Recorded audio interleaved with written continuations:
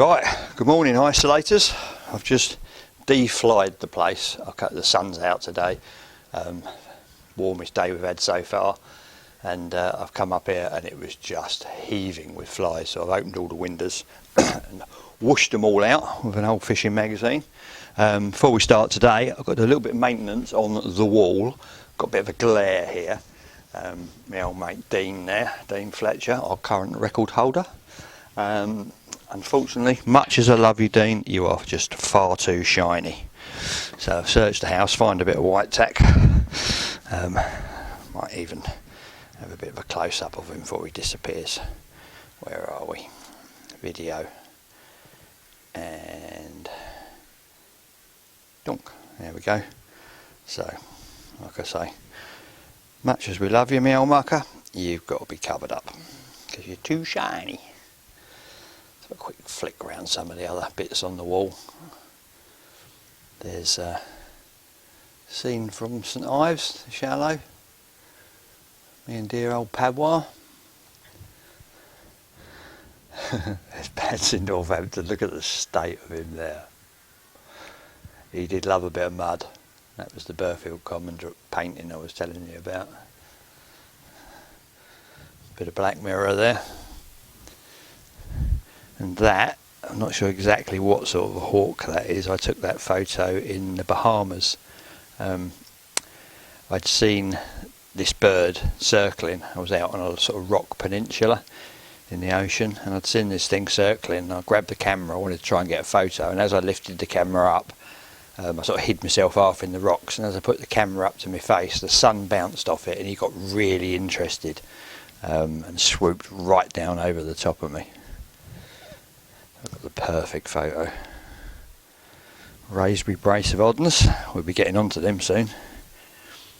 Raspberry's coming up. I think what we've got next. Well, I'm going to finish off part 3 of Harefield. There's my first Harefield 30. The orange one. And then we've got Horton, and then we've got Raspberry. That's me in Ireland with the kids, donkeys years ago, on a little trout lake. Caught trout for tea that day. Another one of Padbar. But we're going to stick this up over the shiny patch. This is me with my personal best common at that time. Look at that hair. It was £17. So he's going up on the wall there.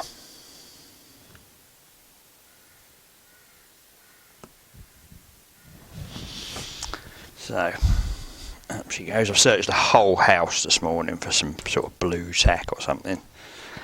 And at the last minute Harry said, oh, I've got a roll of something weird under my bed, which is scary.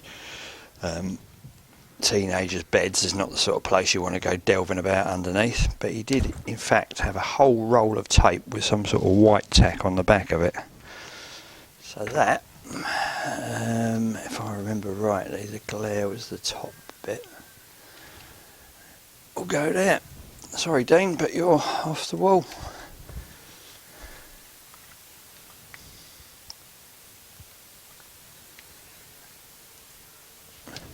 There we go.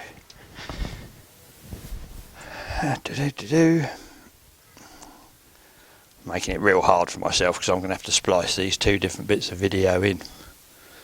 But there I am in all my youth and glory in my old Bob Church one-piece wax suit.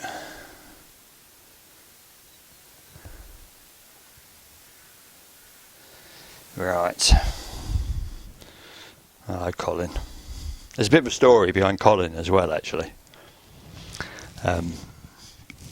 He's a proper, he's not a false one. He is a proper cormy. Bless him. He came from.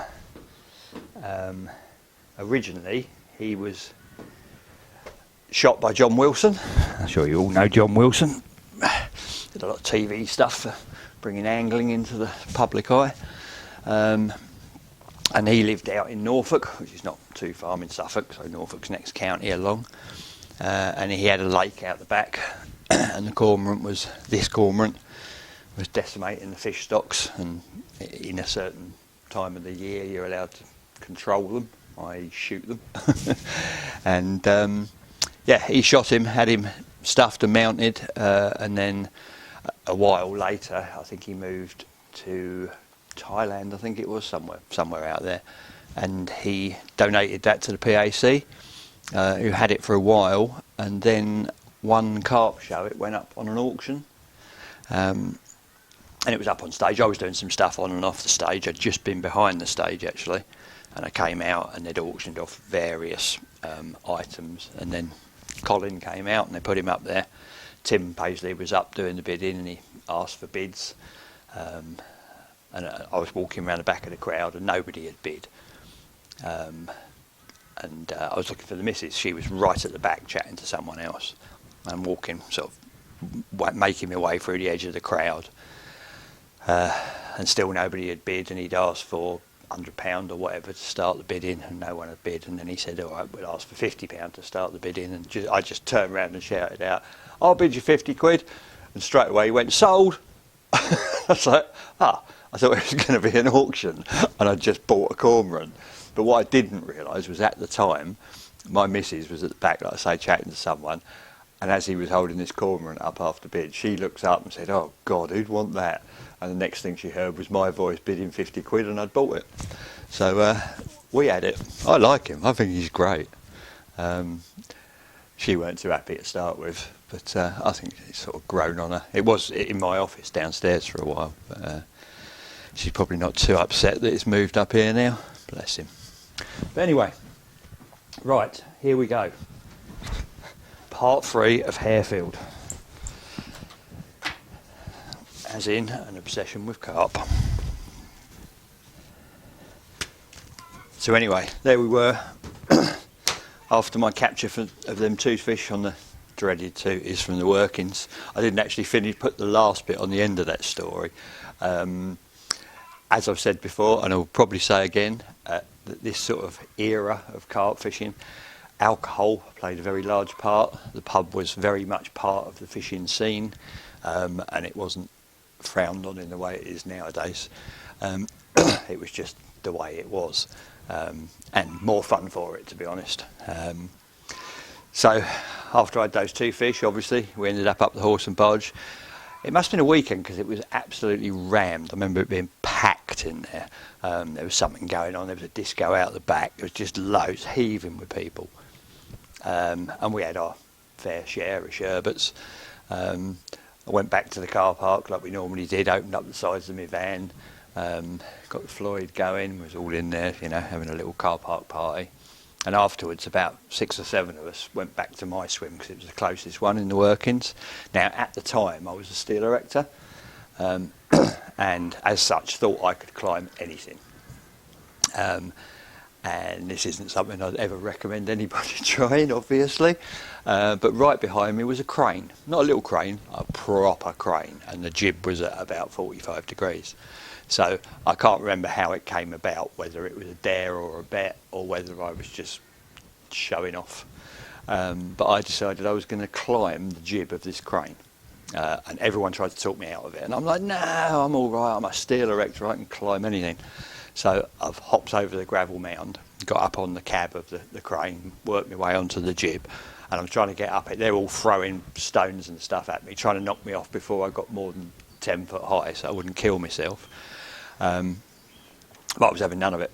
So I just kept going, shinning up the jib of this crane, and I got up a long way. They'd all lost interest. They'd all just gone back into my swim and were sitting there drinking, probably tea by then, probably run out of alcohol. Drinking tea and smoking and just ignoring me. And I got to that stage. Now, you know, you get it sometimes when you climb trees and that, don't you? Where you're up there and you're all full of confidence and you're the man and da-da-da-da-da. And suddenly you get this moment of realisation and you just think, what the bloody hell am I doing? And I'm way up this crane, there are little dots way below me. And I just sort of bottled it. And I was like clinging on to the metalwork and thought, I must be crazy. I'm half drunk, 3/4 drunk, and I'm 30 foot up a crane jib for no reason whatsoever, no gain, just being an idiot really. So I came shuffling down on my bum and my hands and my knees. I was shaking like a leaf by the time I got to the bottom, but I have no idea why I did it to this day. Hopefully I'm more sensible nowadays to be capering on like that. But yeah, we had a few alcohol-related disasters on Harefield. I remember one, I was fishing a swim where the car park bay was. The next swim up was called the Mad Swim. It was on a bit of a bend. And I think it got its name because you were mad to fish there because of the bars. There was 2 bars out there that were razor sharp.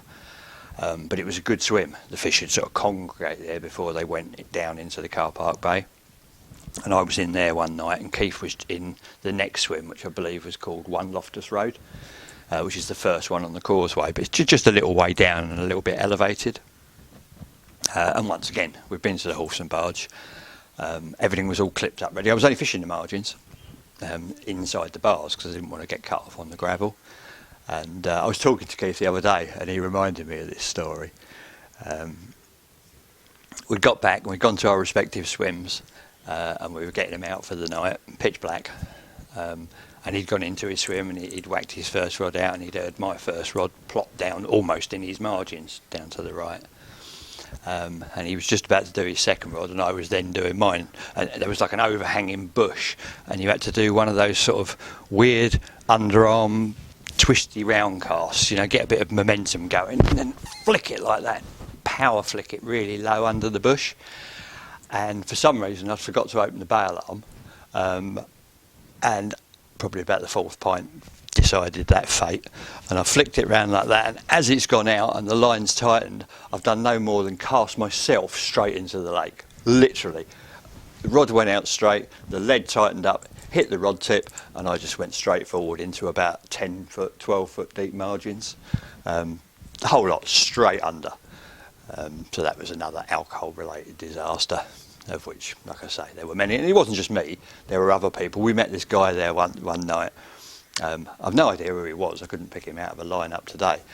But he ended up with the name Jim the Nettle. We were all sat around, I think it was in Bernie's swim, I can't remember, in somebody's swim, and he decided he was suddenly desperate to visit the bushes, and not just for a wee. So he's got up and he's loosened his trousers, and everyone's going, go on, go, you know, get out of sight. And he's got his trousers round to about here, which has tied his legs together, and he's done a big stumble forward, and he's just disappeared into a massive bed of stinging nettles, and he stayed there all night. He never did do his business, he just fell asleep in the nettles, and the next morning he emerged from the nettles, pulled his trousers up and tottered off to wherever he was fishing. I don't think he was even fishing Harefield. I think he'd come over from one of the other lakes. But that was Harefield in the day, you know, and that was the Colne Valley in the day. I mean, if you've read any of Hutch's old books, you know, you'll have read lots of stories of what that lot over at Savay were up to, you know, and we used to meet all of them in the pub. You know, they'd go in the pub and maybe go to a club afterwards, and their various stories. I remember, I think it was Dougal had a tipper truck, a truck like mine, you know, a pickup truck, but the back actually lifted, and he'd get everyone in the back and say he was taking them up to the club, and all the way there, the back would be going up and down like that, and everyone would be sliding down the back and holding on, and they were good days. They were good days. But anyway, back to the fishing. After that working session, I briefly said before about the way pits change, and the pumping that they did for the gravel workings down there. When I got back the next week, the pit had changed a lot. They'd pumped loads of water out. I mean, you've got 60, 65, maybe even 70 acre lake by now, because it was growing all the time. So that's a lot of water to come out, but they'd pumped enough out that the car park bay had started to dry up. All the extra silt that had gone in had made it quite shallow, and on the back of the bay, like opposite the swim, there was some big mud flats that appeared. The whole lot was all dry, and it had cracked into big squares of what looked like quite firm mud, and the fish were liking it over there. They were you could see them over in the far margins. They were hard to fish for from the actual swim, because it was so soft your legs would plug right in. And I had this genius idea.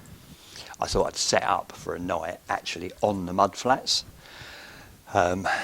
it was a sort of genius idea, but it didn't pan out as well as I thought it would.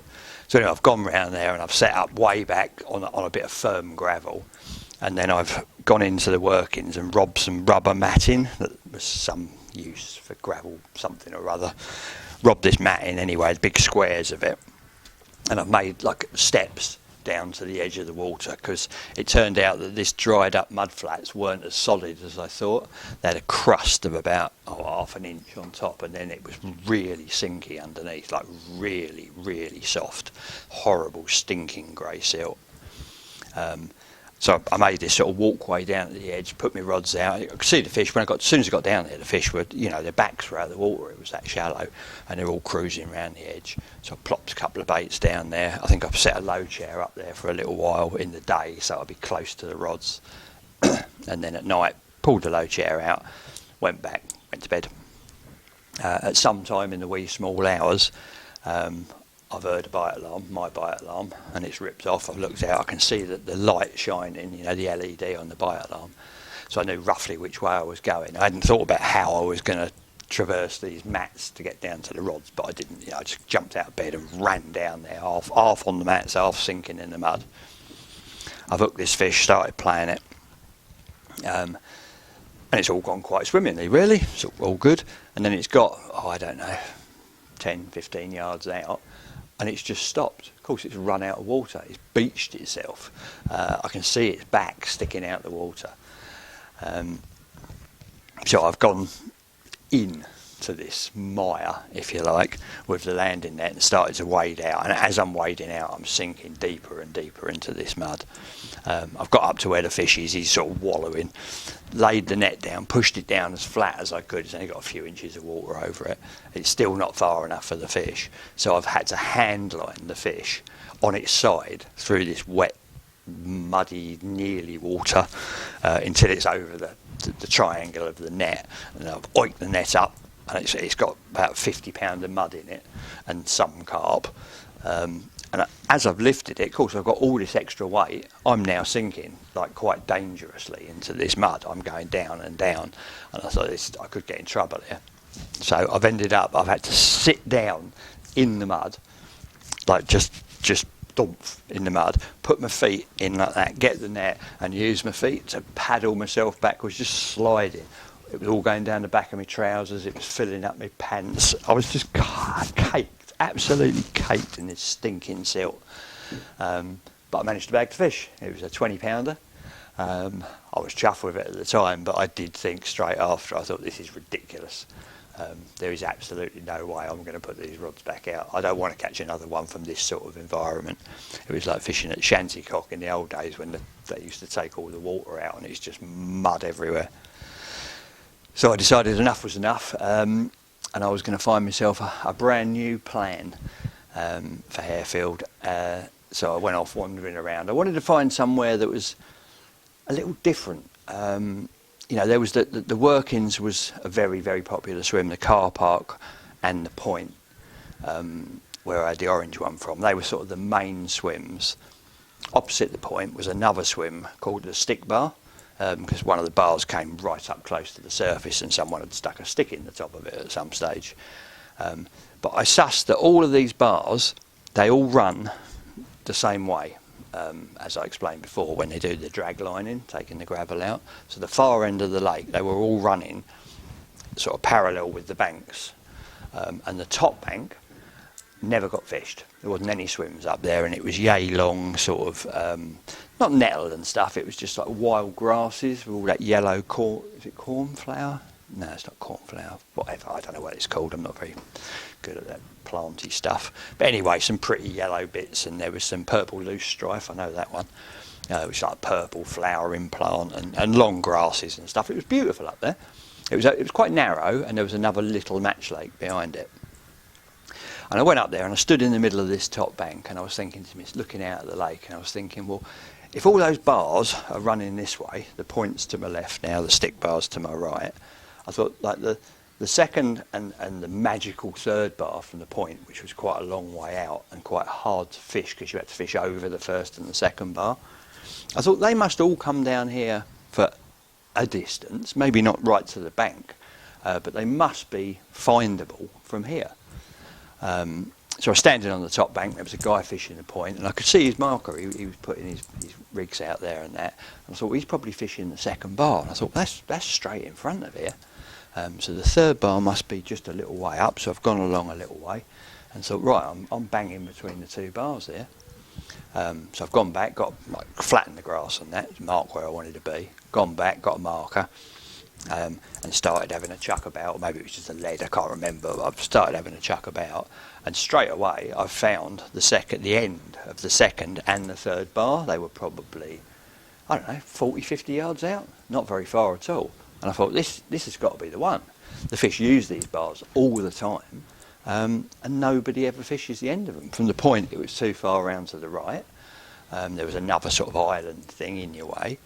But from this top bank, I thought, this is magical, you know. I've got the two of the best features in the lake, but further back along them that have probably never been fished, or not for a long, long time. No one was fishing them the year before or this year. I thought, that's just got to be the one. So I've gone back, got all my gear, hiked around there, flattened myself a little swim in the grass, which was lovely. I love that when you set up your bivvy and you've got actual grass inside your bivvy. You know, no ground sheet or anything, just I say bivvy, it was probably just a brolly. But I've got a brolly set up with nice long grass inside and all these flowering things outside. It's real beautiful there, and the sun goes round in front of you, so it's very hot up there. Chucked about, found these two bars, put a bit of bait out. And thought, yeah, I'm in with a good shout here. Bear in mind, then I was still using the £7 seal cast as a main line and £11 seal cast as a leader. I was still using these little tiny baby reels, Cardinal 55s.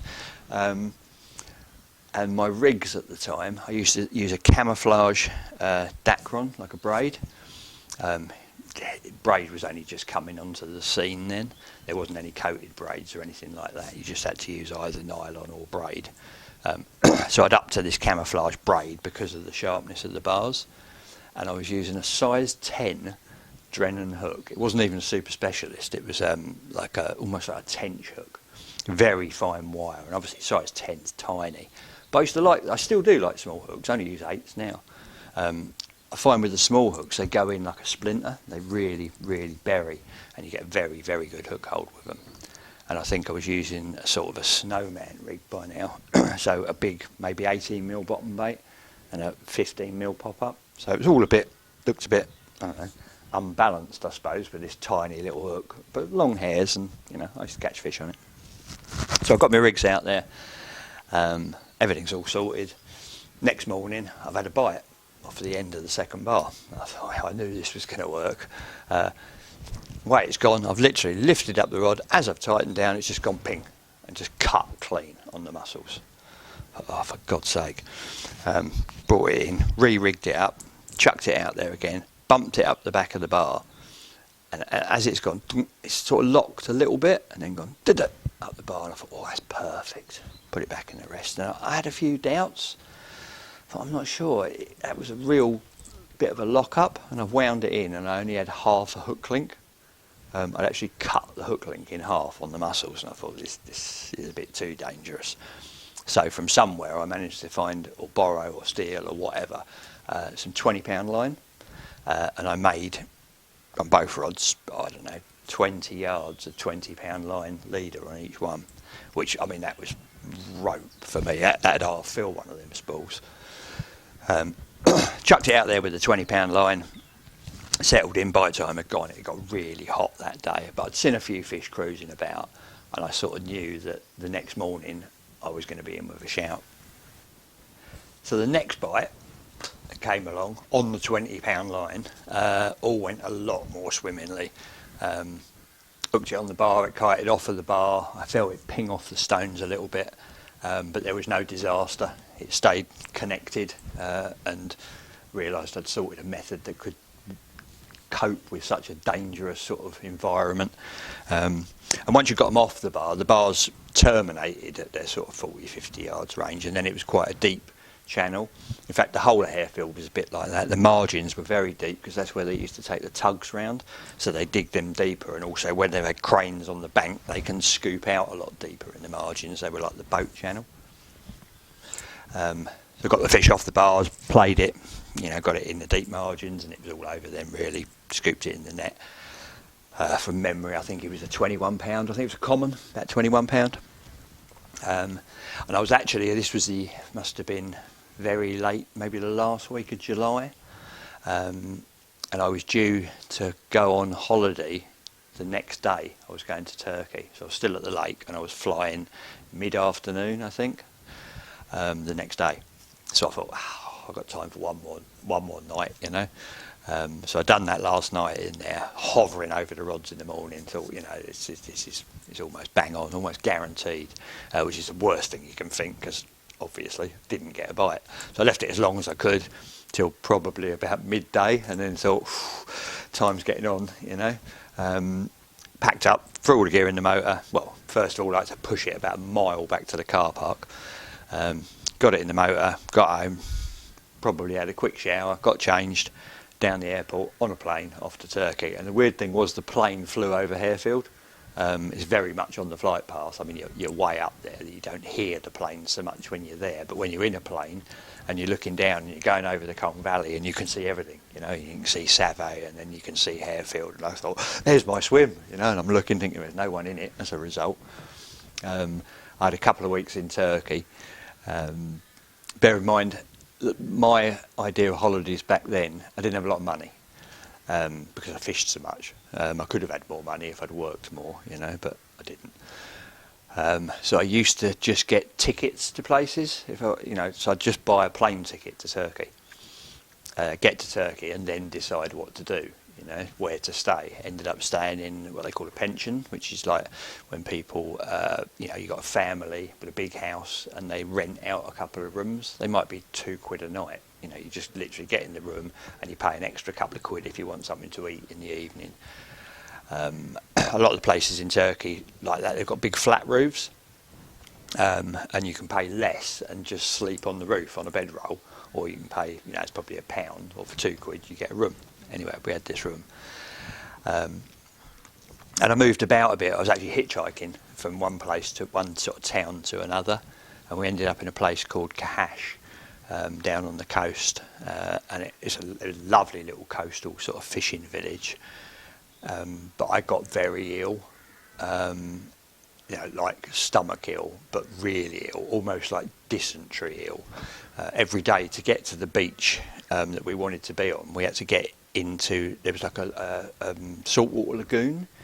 It was either a 2-mile walk round to the beach, or you could wade across this lagoon. So I used to put all my stuff in a pack and sort of hold it on top of my head and walk it sort of waist deep across this basically stagnant lake of about 30 acres, but all the same depth across. So you'd cut across and it was a shortcut to the beach. And I think I picked up some sort of an infection in the water. So the last 5 days probably of my holiday were spent on the toilet, and I'd pulled all the muscles in my stomach because I was in such a state. I really was quite ill, and all the way on the plane on the way home I was ill, but it weren't going to stop me going fishing. I couldn't wait to get back down to the lake. So I got home. I think I probably waited till the next morning and thought, I'm all right. And once you get home, it's a bit different as well, isn't it? You're on your own soil, own environment. You can find some Imodium down at the pharmacy, take a couple of them, everything's all stocked up, ready to go. And I was gagging to get back because this swim, I was pretty sure no one would go in it. So it wasn't even a swim, just a flattening of the grass. No one had looked at that bank all year. So like I say, this was a couple of weeks into August by now. So anyway, got back up the lake, looked down from the car park, as far as you can see, right down the bottom, no one there, perfect.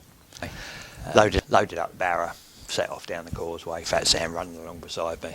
She was glad to be out. My mate had been looking after her for a couple of weeks, and I was glad to have her there as well, missed her. And it was quite easy going down the causeway in the summer, like I say, second week of August.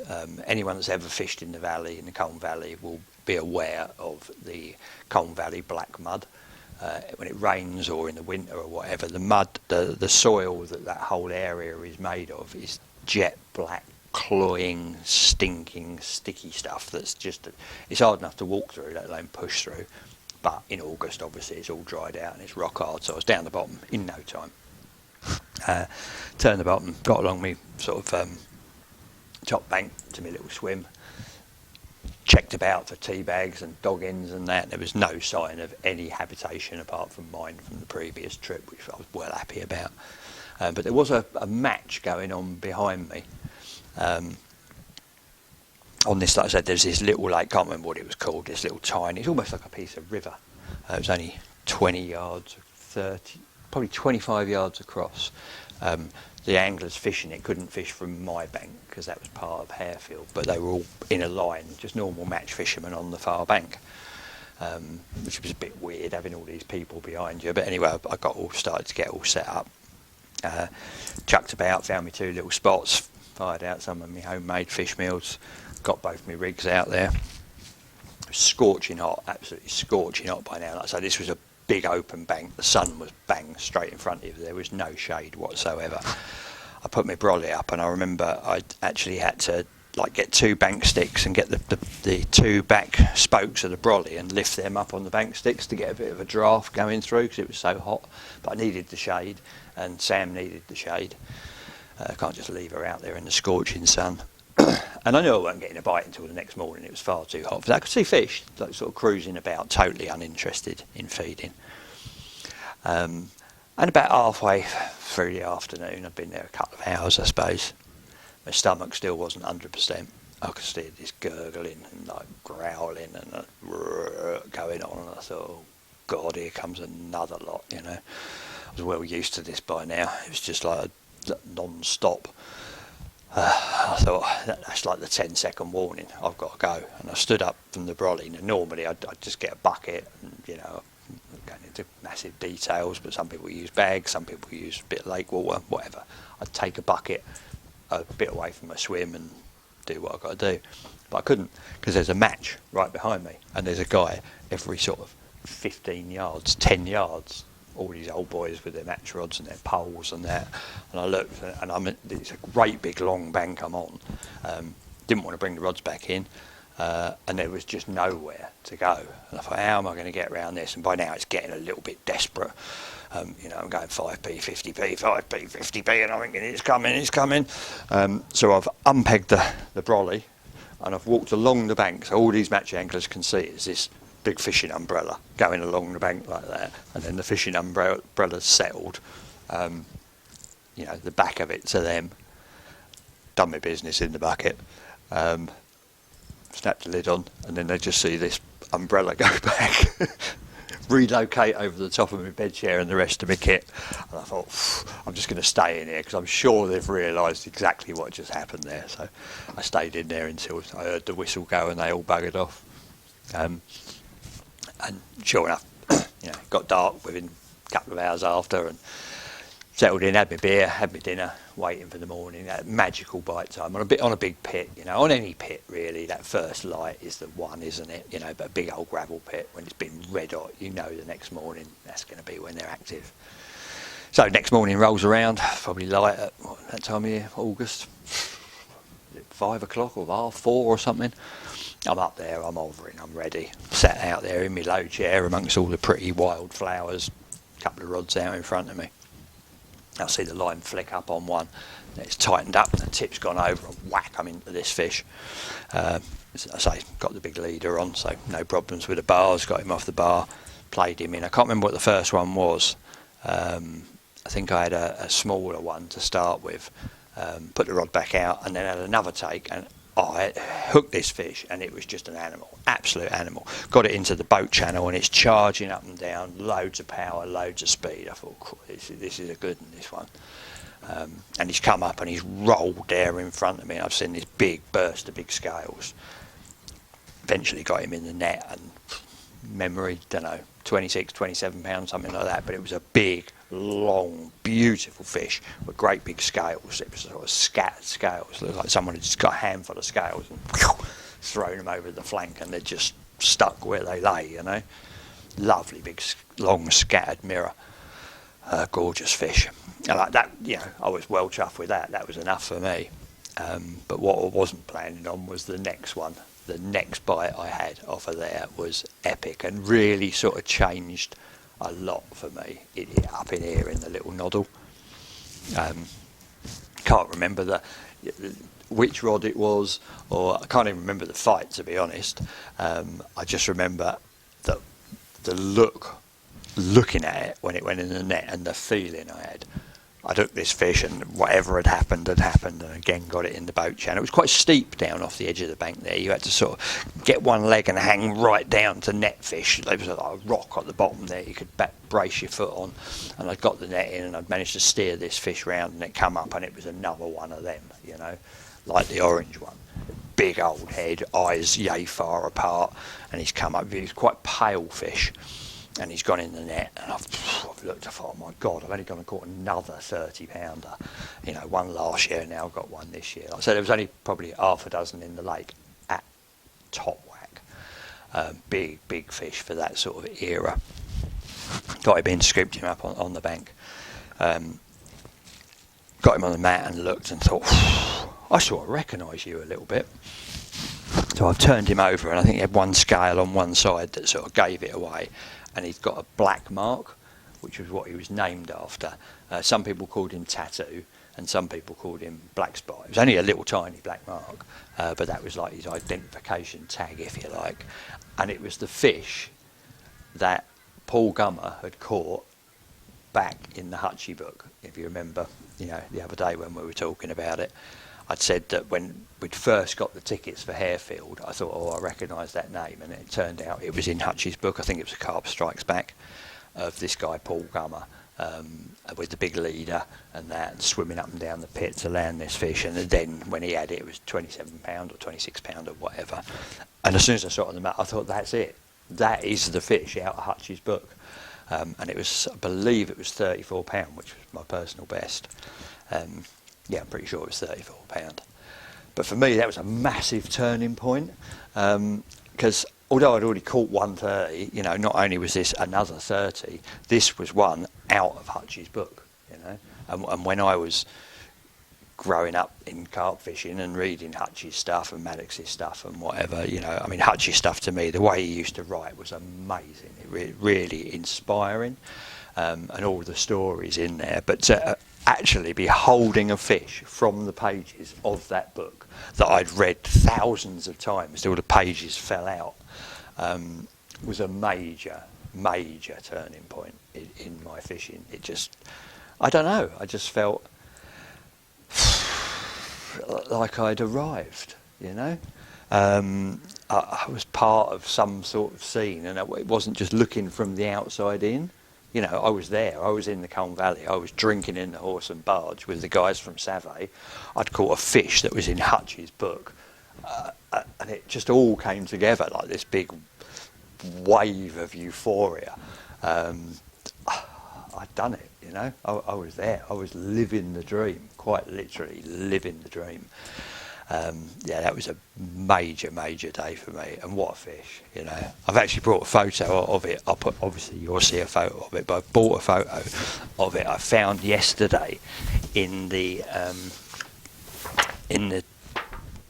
office, because obviously, while we're on lockdown, that's all we're doing, isn't it? Everyone's cleaning out everything. Our house has never been so spotless, all the cupboards and stuff. And I found this photo of it, and I'm going to put him on the wall to end the Harefield chapter. We did fish on there for a bit. I fished that swim a few more times. I don't think I had an awful lot from that swim after this one, to be honest. I don't think I really cared. But I did catch a few more fish here and there, dotted around the pit, various 20-pounders and upper 20s and what have you. But nothing really would compare to this. And we'd started looking at another lake over the road by now, a lake called Pitfall, which is sort of just over the canal from Savay. And we'd been over there having a look. We had a mate that had joined it. It was me, Keith, and a guy called Mick Bridgman. that had inquired about tickets, and he'd got his ticket and he'd started over there, and he was having some lovely fish, and there was some good fish in there. It was smaller than Harefield, but still a proper gravel pit, loads of gravel bars, but lovely looking pit right up the end of this big long lane behind the pub. And we were seriously considering doing the winter on there and then the next season. But like I say, we did a bit more on Harefield. Keith had a couple. Keith didn't really get on with Harefield that well. I don't know why. I don't think the big pit thing was quite him. But he went over to the dark side and used the tooties. And he did manage to bag a couple. I remember we had a wild session right near the end of that year on the causeway, on the road bank, with massive great winds. And at the end of the session, there was about 4 or 5 of us in a line. The wind was howling across. I think it must have been a northwesterly. And I remember when the first guy, the guy nearest the wind, took his brolly down, it started a chain reaction at the end of the weekend, because he was being a windbreak for the next angler, that was being a windbreak for me, that was being a windbreak for Keith. And as soon as his bivvy went, his bivvy blew down, mine got flattened, and Keith just blew away. Waves were charging across there. And I think that also is sort of what decided us that we weren't going to do another winter, or try and do another winter on there. So basically this was the highlight of my second year on Harefield, and we'll pin him up somewhere. Can't really see what's shining and what's not. Where are we going to put him? Where do you reckon? Let's have him here. Right here. So with that, I'm going to bring Harefield to a close.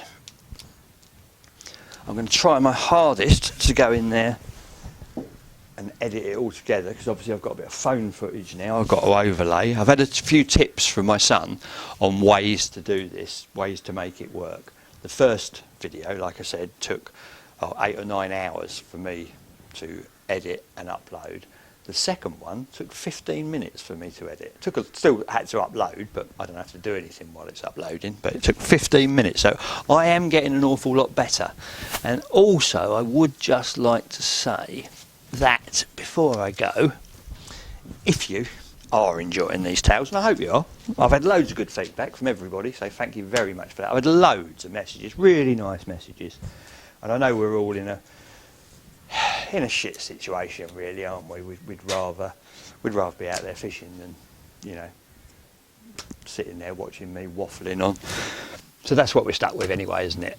So over the next couple of weeks, I will be going right through an obsession with carp. And if you do like the stories and you want some more, I'm doing both of my second and third books on a special lockdown offer, which will go on for as long as we're all banged up at home. I'm doing Flick of the Tail at 15 quid and Fine Lines for 25 quid, and that's on www.davelane.co.uk. Nice and easy. That's a PayPal payment. If you haven't got PayPal, there's a contact tab on there with my email address, so just drop me an email and we sort out a bank transfer or something, or who knows, if the monetary system's collapsed by then, swap it for half a dozen bog rolls or a goat or something, I suppose. But anyway, that's enough waffling from me for one day. I've got some dinner to cook, so see you soon. Cheers.